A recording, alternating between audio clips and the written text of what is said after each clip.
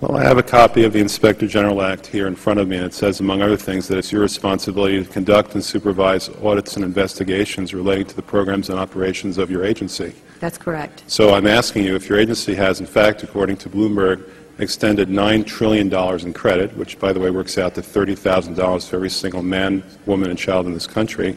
I'd like to know, if you're not responsible for investigating that, who is? We have responsibility for the Federal Reserve's programs and operations, audits, to conduct audits and investigations in that area. In terms of who's responsible for investigating, would you mind repeating the question one more time? What have you done to investigate the off-balance sheet transactions conducted by the Federal Reserve, which, according to Bloomberg, now total $9 trillion in the last 8 months? I'll have to look specifically at that Bloomberg article. I don't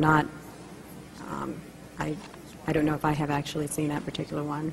That's not the point. The question is, have you done any investigation or auditing of off-balance sheet transactions conducted by the Federal Reserve? At this point, we're conducting our lending facility project at a fairly high level and have not gotten to a specific level of detail to really be in a position to respond to your question. Have you conducted any investigation or auditing of the losses that the Federal Reserve has experienced on its lending since last September?